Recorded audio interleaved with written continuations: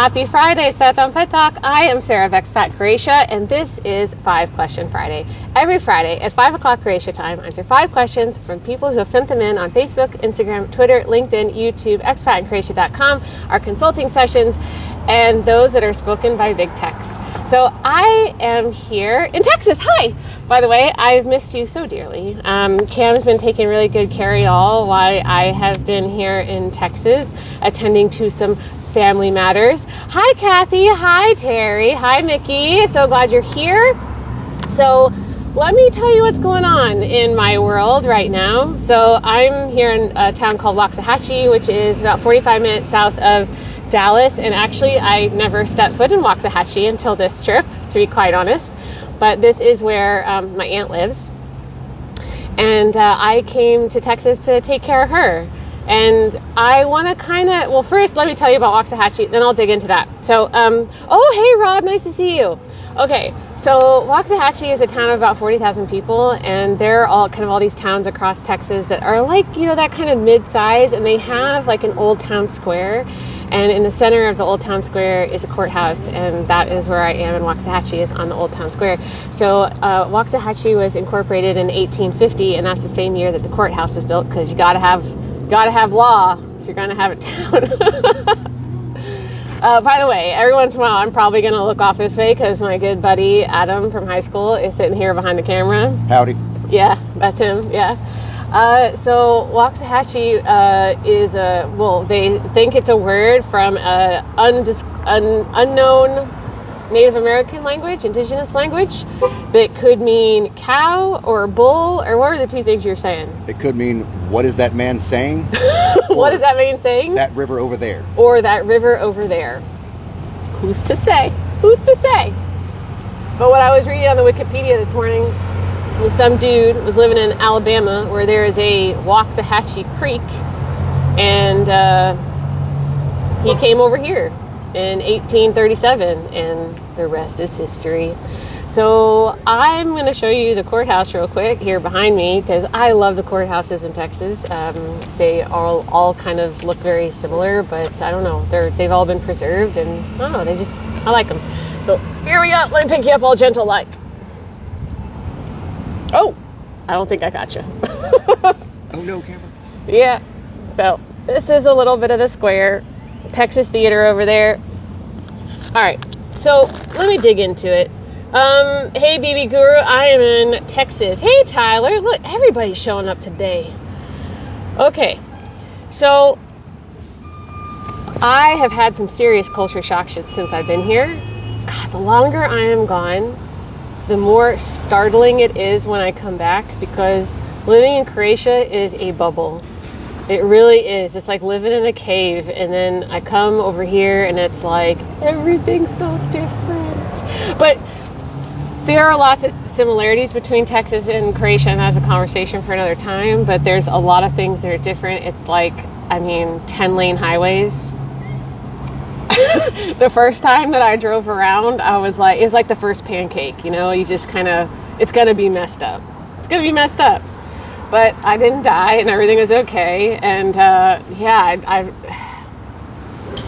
it's been an adjustment. Let me just say that. So I want to talk about why I'm here, because not just to kind of share with you what's going on with me, but I think that this is an important thing to understand when you're living abroad. So I came here to take care of my aunt. She knows I'm talking about this. She actually watches every Friday, and I asked her if I could talk about this today, and she said yes. So full disclosure about that. So she has been sick and declining, and she needed help. And so I came to help her and be her advocate with the incredibly messed up U.S. healthcare system, which has made me want to rip out my hair. So I've been with her here, helping her. And the last time I came home was for my godmother's funeral, and then the time before that, I came home after my grandmother had a stroke. And, when you decide that you want to move abroad, one of the consequences to that is you have to make your peace with the fact that your relatives or friends or whoever you care about back where it is that you came from, they may get sick and they may die, and you may not be there. You may not be able to get there in time, and that's something that you have to accept. And I've accepted it, because fear of something that could possibly happen is not a reason to not do something. You still have to live your life. You still have to go on adventures. You still have to do everything that makes you happy, which is why I live in Croatia. But I've had 2 relatives pass since being there that I could not be there in their final moments, but I don't have any regrets because I did everything that I absolutely could to speak to them as much as I can and visit as much as I could. And that's what I'm doing here with my aunt here now. So it's been really tough. I know that when I was flying here, I put a video up about how eager I was to show you Texas culture. And then I got here and saw the situation with her health, and there has been no room for that. There's been no room to really enjoy being in Texas. And I've just been with her every day, all day, helping her, advocating for her, fighting for her in the hospitals. And that has taken up all my energy. And in terms of the healthcare system in particular, I wanted to scream, absolutely scream, because here's a woman who has 3 different kinds of insurance, and yet they won't approve the treatment that she needs. And here's a funny thing. So essentially, when the hospital determines that you need to go to another facility after the hospital, they send out this call to all these private companies who own nursing homes and assisted living facilities and rehab facilities and skilled nursing facilities to say, hey, here's this potential customer. And so their vultures come to the hospital and try and sell you on their facilities. And then they work on your behalf between the hospital and the insurance companies to try and get their facility approved so that you can go into those facilities. And one of the women, one of the liaisons, who was very, very nice, I would not call her a vulture at all, she was lovely, it came out very quickly. So she found out from the hospital that the only caretaker my aunt had was me, and I don't live here. Because it's really important that the hospital knows that when people are in a certain condition that they have someone to go home to. And she's like, you live in Europe? And I'm like, yeah. She's like, how long have you lived there? I was like, 12 years. She was like, you're my hero. I'm like, okay. She's like, me and my husband have been wanting to live in Europe for so long. We tried to make it work. We couldn't make it happen, but we want to be there. And I was like, well, you're talking to the right person. So I gave her, my information so I could maybe help her and her husband come to Croatia at some point. But I was like, oh my gosh. In terms of her, she could not have found a better person to talk to. But in terms of me, I was like, I've found the right person that's going to help my aunt get the care that she needs. And she did. In the end, she did. And I was really glad about that. But yeah, her and I had a lot of conversations about the differences in the healthcare system between the U.S. and Europe. Whereas in Europe, Croatia, none of this would be even a thing. There's no approvals. There's no insurance company to decide the fate of your life and whether or not you're actually going to get care. It just, it's really heartbreaking that this is even a situation that exists. So anyways, I did it without crying. Yes, score, right? Anyway, so that's why I'm here. Thank you so much for listening. I really wanted to share that with you because it's a factor that has to be taken into consideration when you move abroad. And there are just certain things that you have to accept and you have to be prepared for. And that's pretty much it. Okay, one other thing I want to say, since I am in America and a lot of you are Americans, it's voting time, guys. Now, I'm not going to tell you how to vote. I'm just going to tell you that you should vote because why does that matter? I've actually had some people here say, well, why would you vote? You don't live here. You know why I vote even though I don't live in America? Because America still charges me income tax every year. So as long as I have to pay tax to the United States of America, I'm going to vote in this country. Period. The end. So there is no double taxation treaty between Croatia and the United States. And I want to reinforce that. So if you're an American, you should be voting because you still have to report your income to the States and potentially pay tax on it. Hi, Cam, darling. That's it, guys. I am going to dig into the questions now. So Cam is going to be back with you next week, and the reason is because I will be on a plane. I will be on a plane coming back to Croatia next Friday, so she's going to take good care of you for one more Friday, and then it will be me again. But I want to thank Cam because she has done such a magnificent job taking my place these last few weeks. I'm so grateful for her for stepping in, and I was really uber jealous of the olive harvest that she did with our colleague Tamara on Island Schulte last week, and I wanted to be there so bad. But you can't be there for everything. There's always next year. That's the thing about the olive harvest. It happens every October. I mean, granted that the whole world doesn't set on fire, but I'm hoping that won't happen for a while. Okay, so this first question comes from Katerina on the 5 Question Friday forum. I'm an Australian citizen married to a Croatian citizen. Now I have a 2-year temporary residence in Croatia. Do I need health insurance, or do I automatically get health care through my husband? I'm getting different answers and I need the real one. Oh, color me shocked. So yes, health care is absolutely required in this situation. And no, you cannot get healthcare through your husband. You can eventually. So to get healthcare through your Croatian husband, you yourself need to hold permanent residence. You qualify to apply for permanent residence after you have had 4 years of continuous temporary residence. And then once you are granted that permanent residence, HZZO is actually going to cancel your insurance without telling you. They should send you a letter notifying that they're going to do this, but just to give you a heads up, that is going to happen because they're expecting you to come back into HZZO and re-enroll. So that's essentially that situation.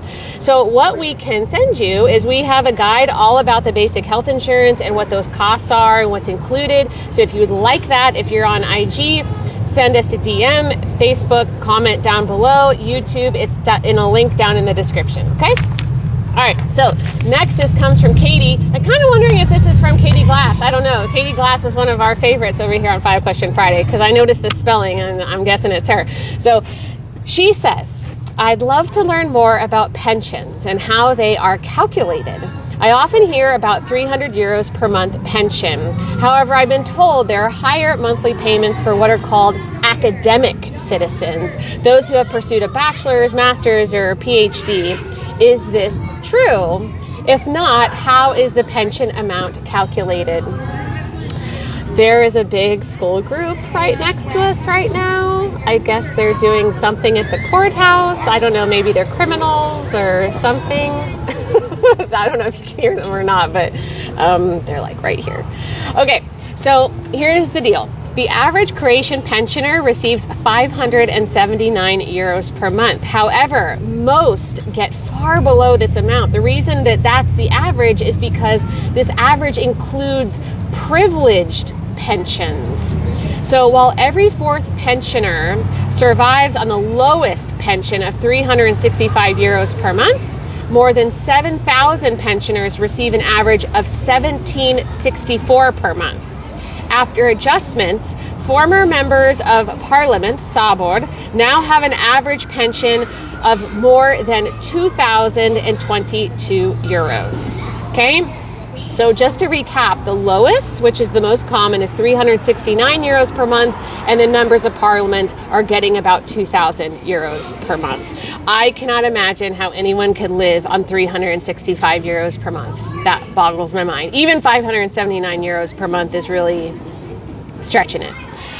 So in Croatia, pension amounts are calculated based on a few different factors. So first is your osobni bodovi, which is your personal points.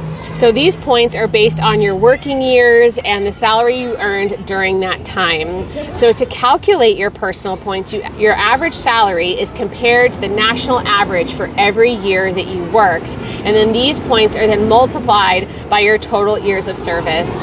That sounds like an SAT question, doesn't it? Okay. Big old truck. All right. The next is your Mirovinski factor, which is the pension factor. So a pension factor is applied depending on the type of pension that you have. So for most pensions, the factor is 1, but it can vary depending on the type, like early retirement or partial disability. Then you have, all right, the Croatian words are getting tougher now. Aktualna vrijednost mirovine. So this is the current pension value. This value is updated regularly, and it's used to convert personal points into actual pension amounts. Then you have the dodatak na mirovinu, which is the pension supplement.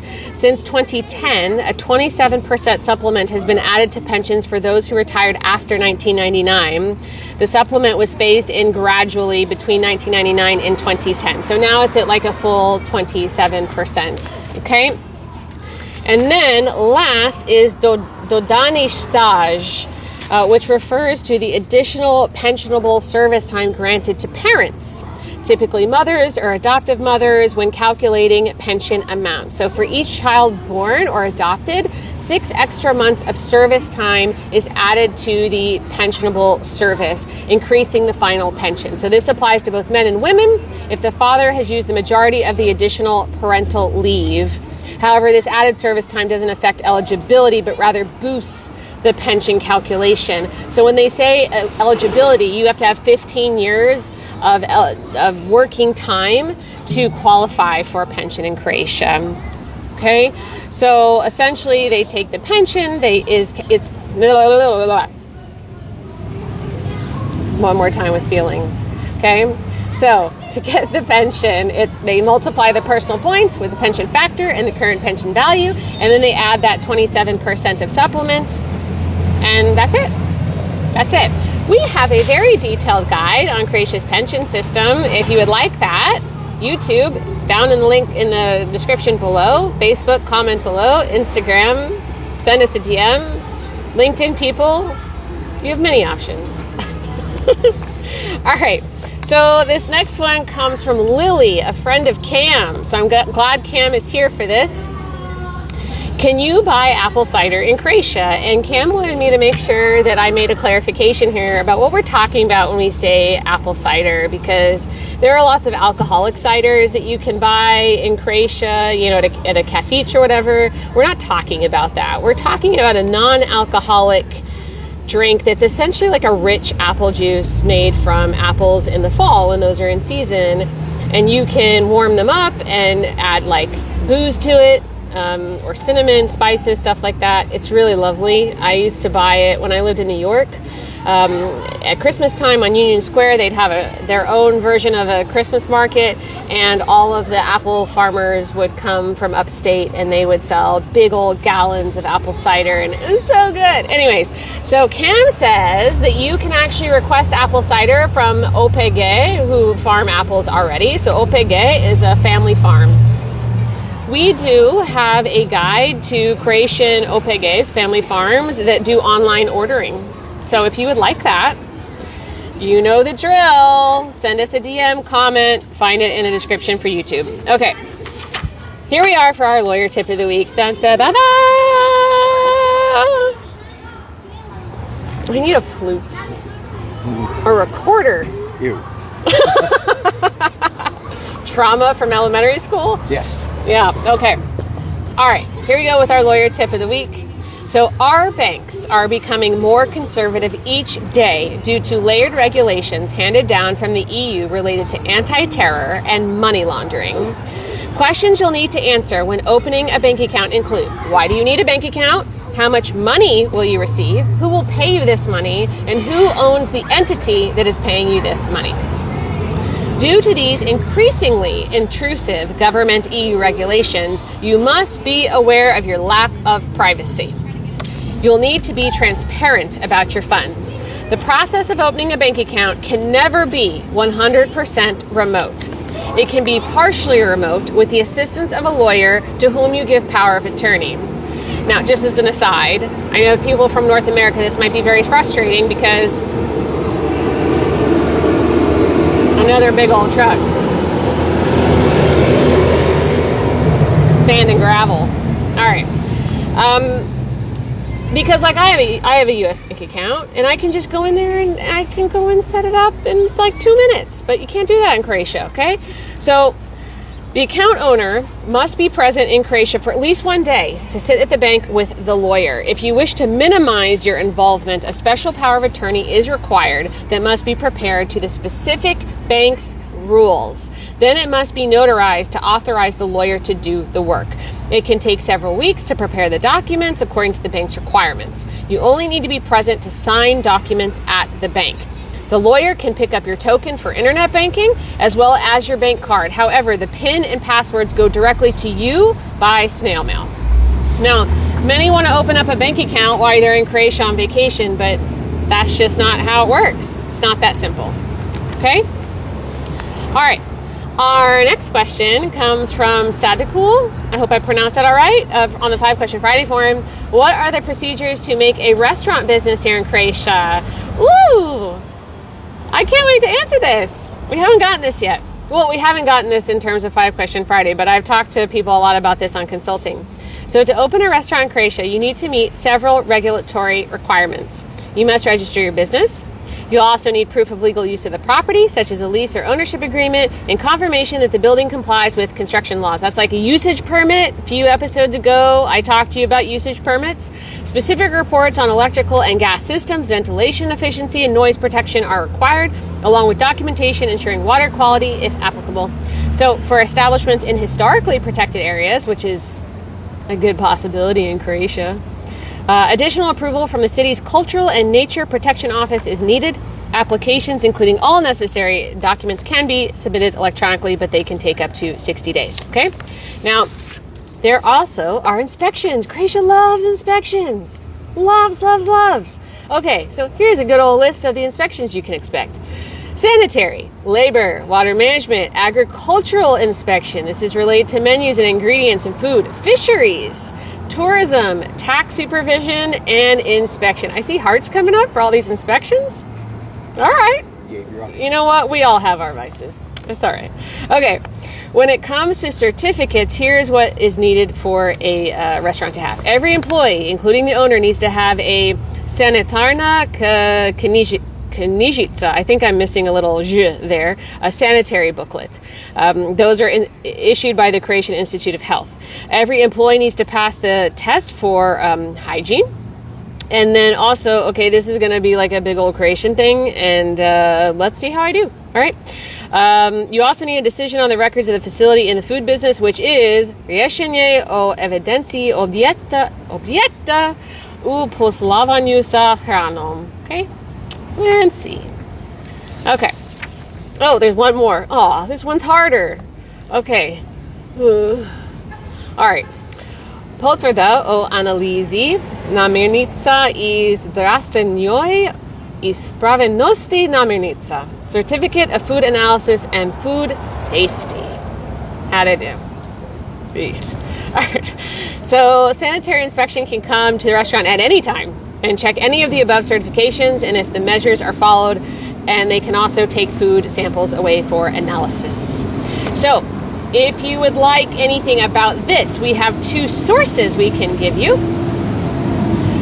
So one is the minimal technical requirements for opening up a hospitality business, and then one is the law on hospitality activities. So if you would like any of those, YouTube, description down below, Instagram, send us a DM, LinkedIn, Facebook, just make a comment. Okay, we're on our last question, guys. Okay, so this comes from Jackie. When will the COVID vaccine booster be released in Croatia? And also, is this year's flu shot available? Yes and yes. So flu shots and COVID-19 vaccines are available at Waxahachie, the Croatian Public Health Institute, or from your family doctor. So to get vaccinated, you do need to set up an appointment with Waxahachie, an acronym I never get tired of saying. You can do that by email or phone if you need a specific vaccine, which I don't know why you'd go there and just like say surprise me, but you need to tell them which vaccine you want when you make the appointment so that they can prepare for that. Okay. We have 2 things to share with you. So one is how to get vaccinations in Croatia, which includes the list of mandatory vaccinations. Yes, those exist. Sometimes people fight with us on this, but it is in the law. So we have the list of what is mandatory and at which ages those things are mandatory and where to get them, everything you need to know. I think I'm going to sneeze. No? Okay, I guess not. I just willed it not to happen, so.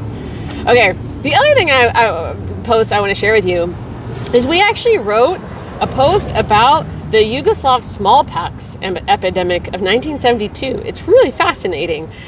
So if you'd like that, I already told you all the ways you can get that from us. I'm not going to say it again. You guys know the drill, 'cause you're here every week. That's it, guys. Thank you so much for being here and joining me in Texas. So glad to see you. I've missed you tons. I will see you in 2 weeks when I am back. And next week you'll get Cam again. So thank you, Cam. Terry wants me to mention the meetup. I forgot about that. Thanks, Terry. So I think I told you guys, I don't know, at some point in the not too distant past, that a bunch of people in the Dallas area requested a meetup. So we are doing that on Sunday at 10 a.m. at Ascension Coffee in the Design District.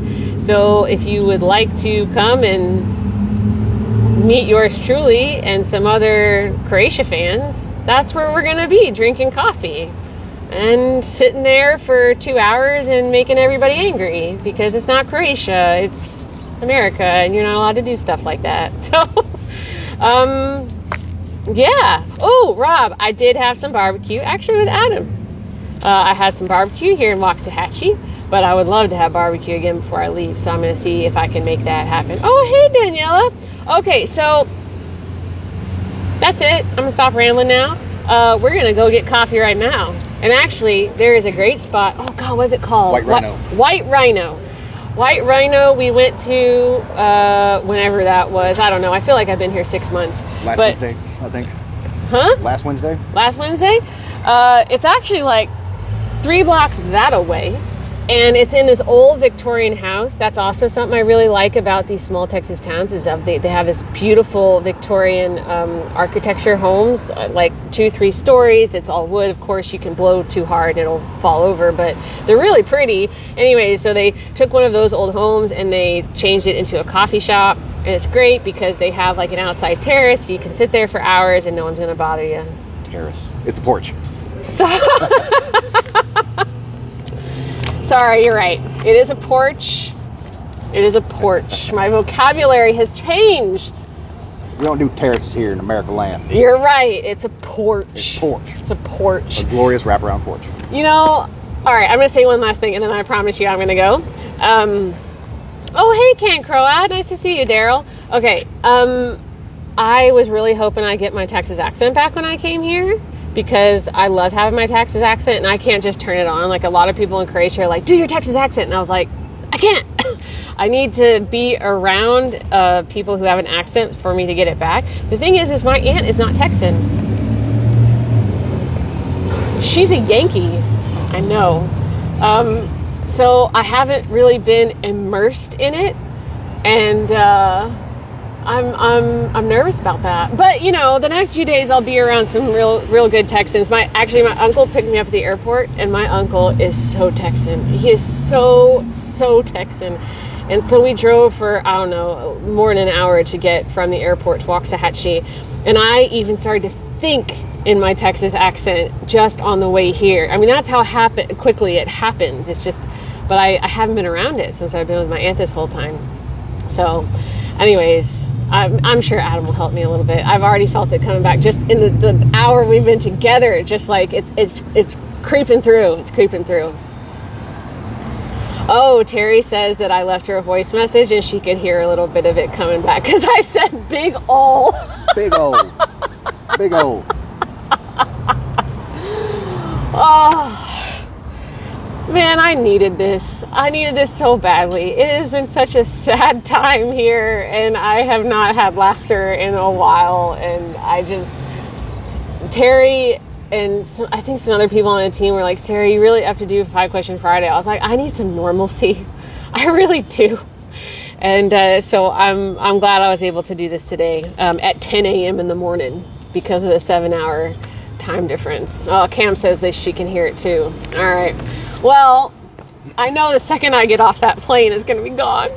All right, I'm really going to go now. Cam, I will be looking for your message right after this thing. And thanks, everybody. Thanks for being here. I can't wait to see you back in Croatia. Bye-bye. Vidimo se. Ciao.